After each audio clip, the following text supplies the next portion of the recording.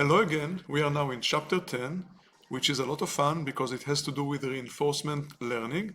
This is what we use to teach computers to play games or to have robots moving around autonomously and learning their environment and interacting with it. The general way to show reinforcement learning is by showing interaction between our agent, which is the software that drives the robot or the software that drives the game, our player, and the environment, which is not always known in advance, and the player can take certain actions, and in return it gets information about how the state has changed and what kind of rewards or punishment comes because of this action within that state. And there is a whole, of course, a lot of theory and a lot of development and algorithms behind it. We are going to use genetic algorithms to solve two reinforcement learning problems from the Gymnasium project, which is a Python interface and a collection of different problems that you can use a Python program to interact with and to try to solve. Each environment has a different rules and a different task that you have to solve. So we are going to do two things that both of them are under classic control. The first is the mountain car. So the mountain car, as you see here, sort of small, but you can see in the screenshot is a little bit bigger. There is a cart that sits here at the bottom of the hill, between two hills. And what we want is to have the car climb up here and reach the flag and hit it.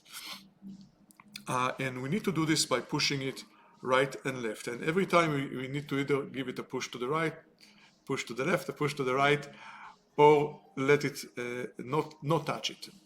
And every time it comes back and tells us where the cart is and how fast it goes, etc. The interesting thing here is that if we try to push it to the right, we can't get enough momentum. We are not going, just by pushing it that way, it's not going to make it up the hill. We actually have to push it back and forth a little bit and take it all the way to the left. And then going down, if we keep pushing it while it's going down, then it will have enough momentum to go to the right all the way and hit the flag. And this is really what the agent or the algorithm behind needs to figure out. And what we're doing here is we're basically using a generic algorithm to find the best sequence of right and left or actions that we have to use to reach that. And the program that we have that does that is the Solve Mountain Car. And as we run it, it actually plays the game every time it tries a different combination. But it's done in the background, so we don't really see the game being played, we just see the results. And what we see here is it's trying to minimize the distance from the flag. It's trying to get closer and closer to the flag as much as it can, and actually tries to get a negative distance, which we see at the end it succeeds. Negative distance means that we actually were able to pass the flag a little bit, so we ran over the flag, which is what we wanted. And here is a sequence that it found of right, left, or none, which are the numbers 1, 0, and 2. This is the sequence that it was able to find.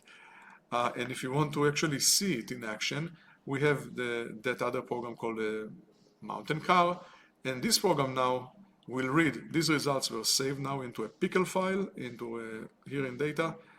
It was saved there, so now we can use the Mountain Car to simulate it and to show us how it works and animate it actually on the screen.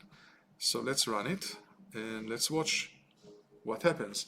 So you can see at the bottom, we can see very quickly at every state what is the observation, what is the state, what is the action. And as you see, eventually it brings us to the left and runs over the flag. So this sequence of the operation actually did what we wanted. So this problem is solved. Let's look at the next problem. The next problem is called the cart pole.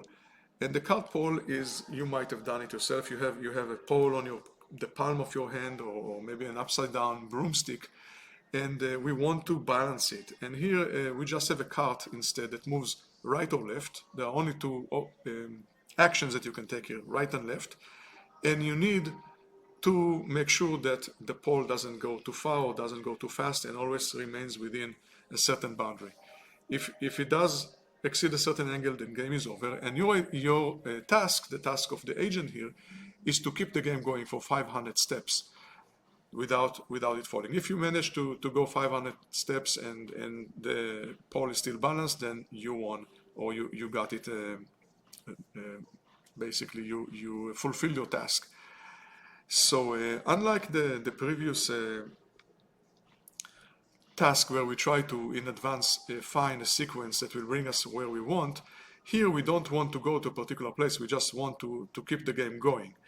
So what we do here is we use a little brain, which is a neural network that looks like this.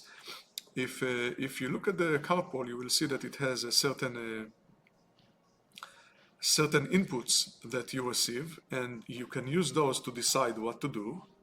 So we take a neural network that receives those inputs in the input layer. It has one hidden layer, and it decides what the action will be.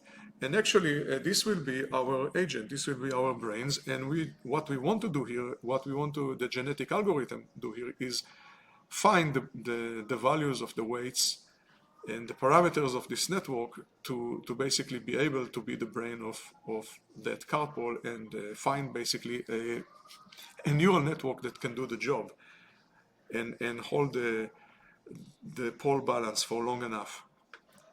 So this is done by the program called Solve Card Pole. And as you can see, we have all kind of parameters here, but it uses a fixed neural network.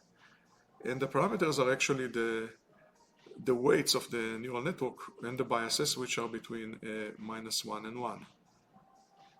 And the number of parameters is decided by the size of the network, which is here constant. We just decided to use that particular size of network. You can try other sizes of network. You can add hidden layers, you can make this hidden layer smaller, or whatever you want to try. But under these parameters, we're going to use the genetic algorithm and see how it does. So it can also take a little while because it tries different combinations and different parameters, but it actually went pretty quick because there aren't that many parameters. And at the end, once it found a solution, we want to make sure that it's more of a general solution, because every run is a little bit different. It starts from a different point of random-wise. It will be a little bit different. So we actually ran 100 episodes. Each episode is where you start from scratch and you start from some starting point, and you try to make it and see how long you made it. So actually, this brain was able to run 100 episodes and survive 500 steps in all of them. The average of all of them was 500. So this did excellent on all 100 episodes. So let's see how it looks. One of these episodes, if like before, we saved the information and we can replay it using the card pole here. So this will replay a certain episode of where we start from some random point and we use that neural network to control the pole, and this is what it's going to look like.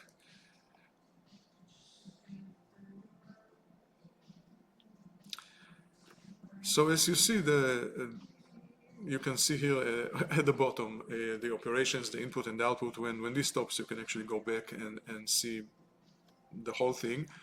But what you see here is that the balance is almost perfect. There are subtle movements, and the pole is kept at bay. It never gets too far to the right or to the left. And we just have the network has to keep it going for long enough until it's declared that the task is done, and which was 500 steps. So it is done. And that was it. So you're welcome to try other interesting tasks, perhaps from the same gymnasium or from other problems that are around. And we will see actually later on in the very last chapter that there is something called NEAT, and it is a special purpose genetic algorithm that was meant to create neural networks that will control players of games. It's used usually for automating game playing. So we will see a little bit of it at chapter 16. But this was a more general case where we were looking for a neural network, and we were using the same kind of genetic algorithm that we were using for all the other problems that we are solving.